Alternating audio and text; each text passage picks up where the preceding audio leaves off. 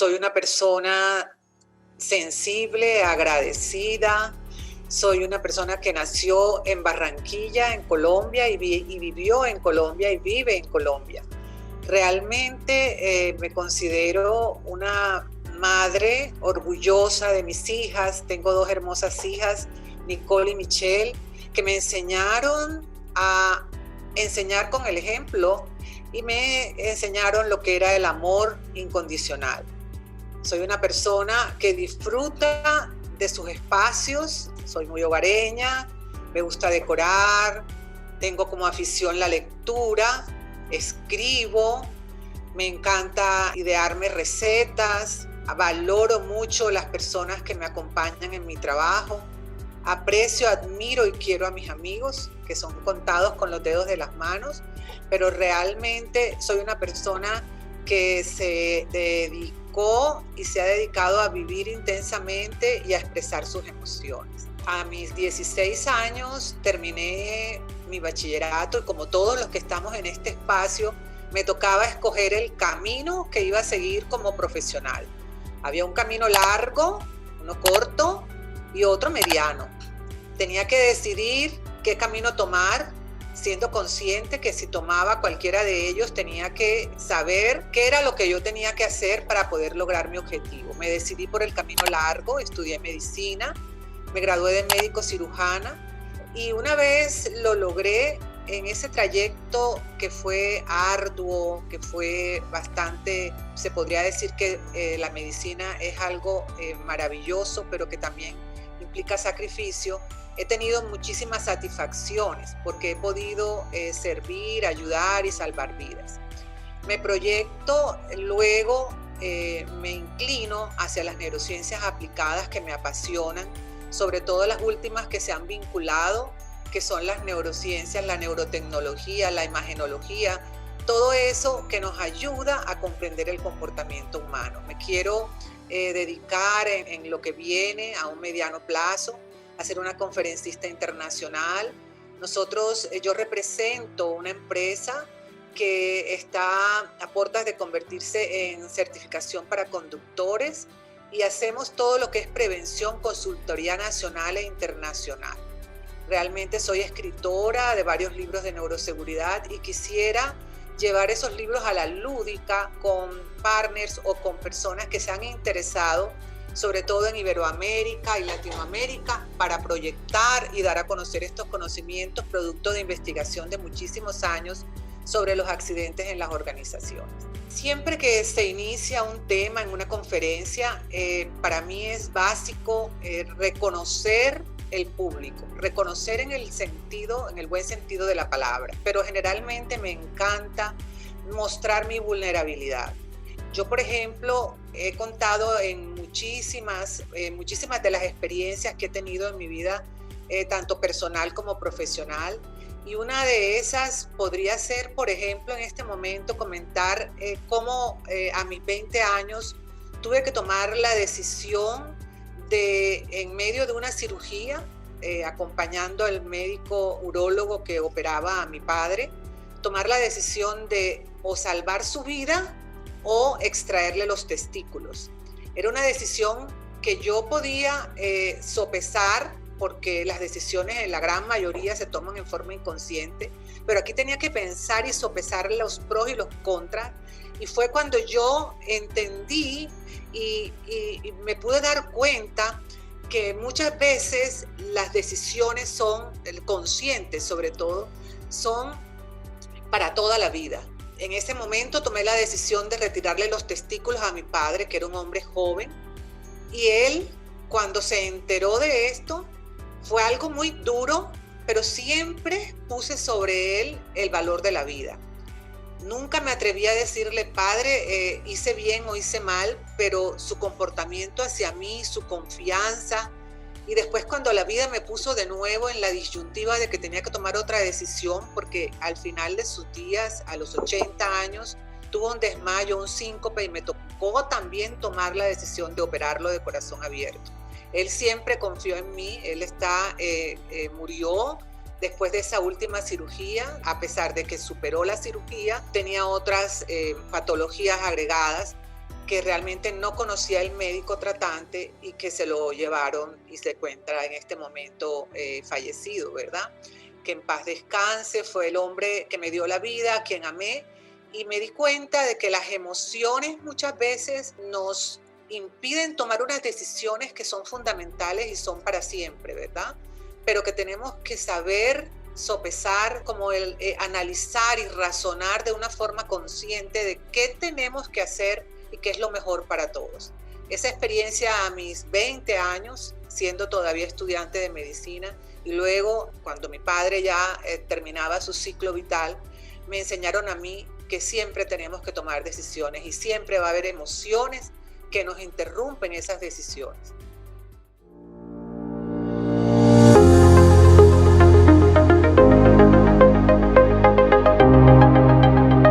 PROISEG, Proyectos y Seguridad de Panamá.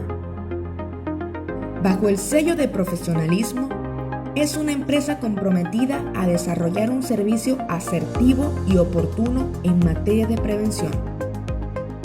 Seleccionados para realizar toda la seguridad y salud laboral del montaje, desmontaje e inauguración de la ampliación del Canal de Panamá, formar, capacitar y acreditar al 90% de todo el personal que trabaja en el sector de telecomunicaciones en la República de Panamá son algunas de las responsabilidades que desempeñamos como empresa.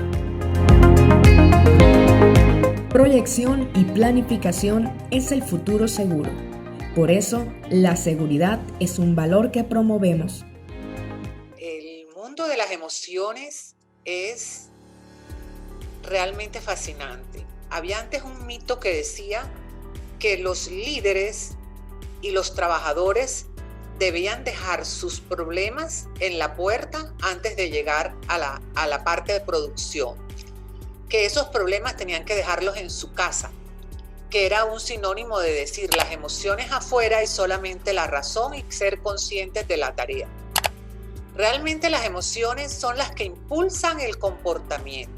Pero ¿de dónde vienen esas emociones?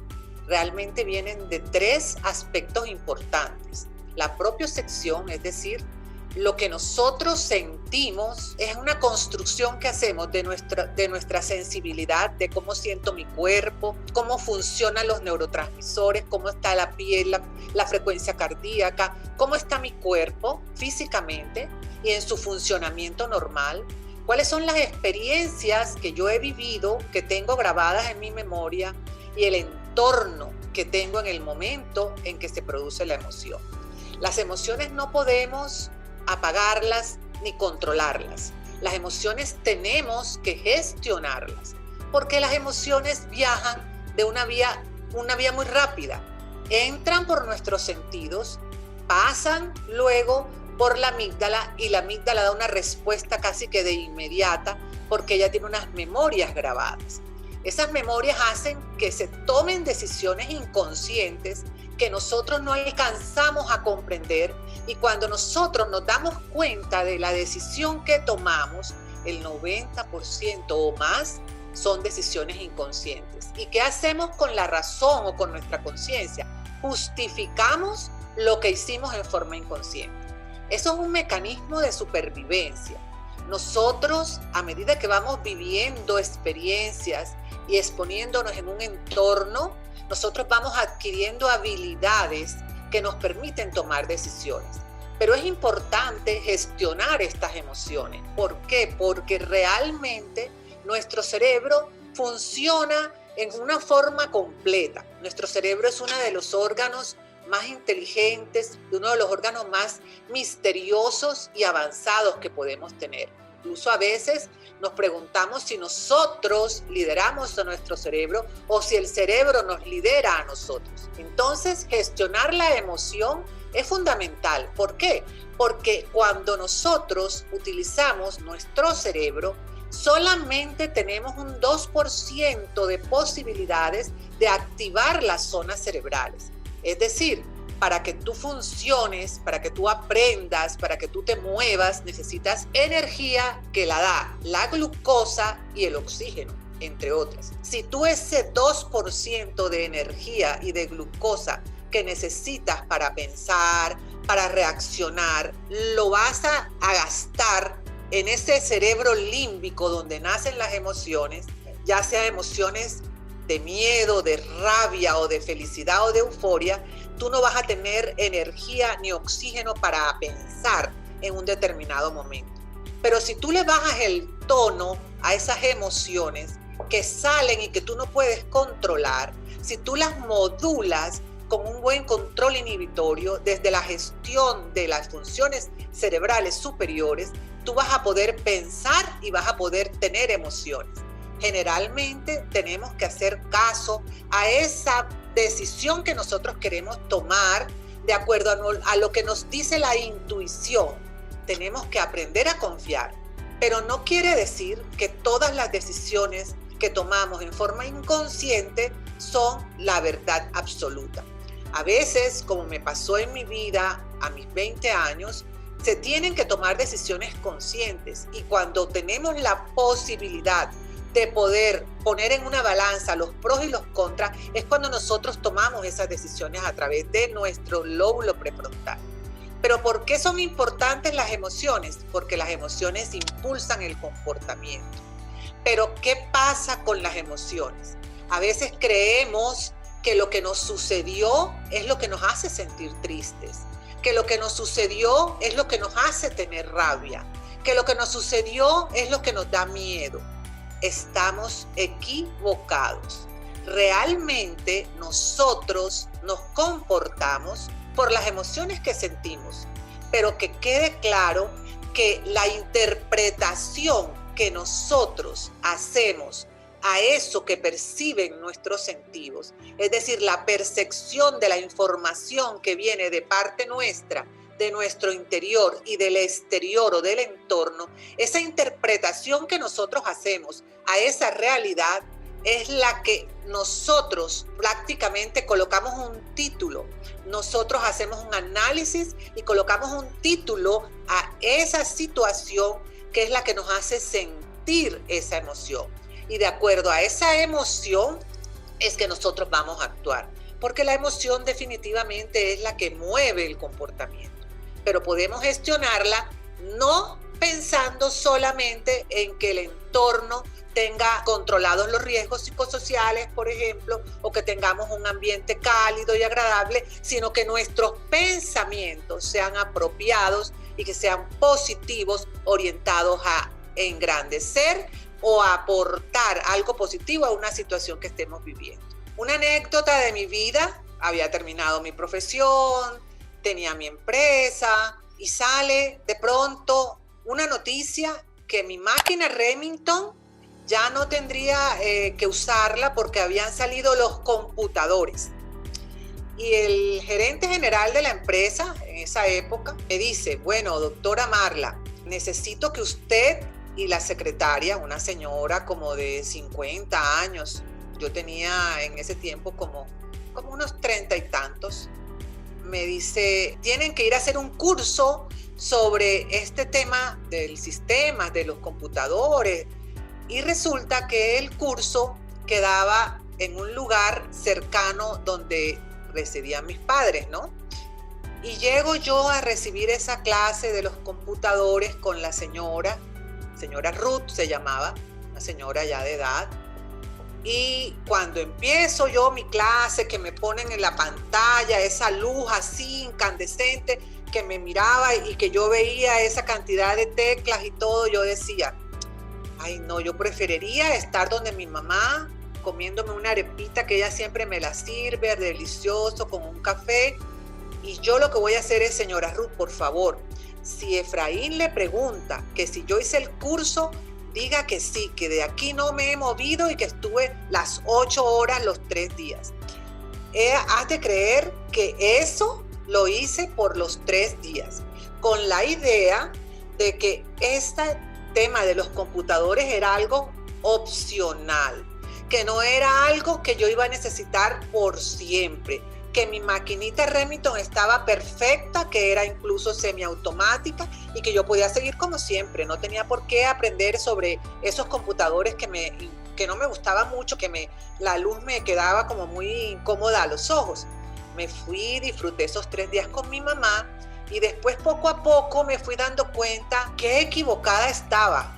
Me volví una ignorante. La señora Ruth, que era mucho mayor que yo, aprendió a la perfección el computador y todavía, aunque he aprendido, confieso que realmente me pareció pues muy cómico lo que hice, muy desafortunada la decisión que tomé y realmente esto fue algo que llegó para quedarse. Todos los seres humanos aprendemos día a día de todos.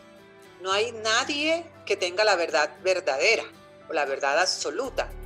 El consejo que yo puedo darles a todos los que trabajamos en seguridad es siempre darnos la oportunidad de escuchar a la otra persona. Pero escuchar no solo sus palabras, sino escuchar cómo expresa lo que siente, cómo expresa sus conocimientos y darle la oportunidad de que pueda demostrar con sus acciones, con la forma como ejecuta sus tareas, que ha aprendido. Porque si nosotros practicamos el respeto por el otro, podemos observar muchas cosas, no solamente el comportamiento, sino la forma como se expresa sin decirlo, la forma como ejecuta esa tarea y de una forma u otra nosotros vamos a salir enriquecidos. Cuando hablamos y no le permitimos a los demás que puedan interactuar o participar, nos privamos nosotros esa oportunidad de conocer o de observar mucho más de lo que pasa en el escenario para poder tener un diagnóstico de qué es lo que sucede, qué le hace falta y qué podemos nosotros aportar. A veces nos volvemos sordos porque hablamos más de lo que deberíamos hablar. A veces no escuchamos ni con los ojos, ni con los oídos, ni con ninguno de nuestros sentidos. Realmente vale la pena ponerse a escuchar, a observar y a respetar lo que el otro dice, porque aunque nosotros tengamos la convicción de que algo es de la forma como nosotros lo interpretamos, tenemos que recordar que una misma situación es interpretada diferente por cada una de las personas que están a nuestro alrededor y que esa diferencia radica en sus valores, en sus creencias, en sus vivencias y en lo que para ellos es importante. Para mí es muy importante cerrar este tema de las emociones y la resiliencia, porque ser resiliente tiene una gran diferencia con ser superviviente. Sobrevivir a una situación difícil como la que hemos vivido a nivel mundial, cualquiera puede hacerlo. Todos los que gracias a Dios tenemos vida y salud, estamos sobreviviendo. Pero ser resilientes significa crecer y desarrollarse dentro de esa dificultad o de esa situación adversa, a nivel o teniendo como base el aprendizaje. Si aprendimos de esta situación adversa, nosotros somos resilientes. Hay muchas técnicas para tener resiliencia. Todos somos potencialmente resilientes, pero tenemos que tener en cuenta 3 factores. Primero, ¿qué tengo? ¿Qué tengo? Son los apoyos externos, ¿verdad? Tengo mi empresa, tengo mi familia, tengo mi EPS, tengo mi seguridad, tengo mi empresa, mi equipo, eso es lo que tengo. Luego, ¿quién soy? ¿Cuál es mi personalidad? ¿Soy una persona perseverante? ¿Soy una persona flexible al cambio? ¿Soy una persona que puedo mirar las cosas positivas en medio de las dificultades? Todo lo que tiene que ver con la personalidad. ¿Quién soy? Mi autoconocimiento. Y por último, ¿qué soy capaz de hacer? ¿Cómo me relaciono yo con ese entorno en esa dificultad? ¿Cómo me relaciono yo con mi equipo? ¿Cómo me relaciono con los demás?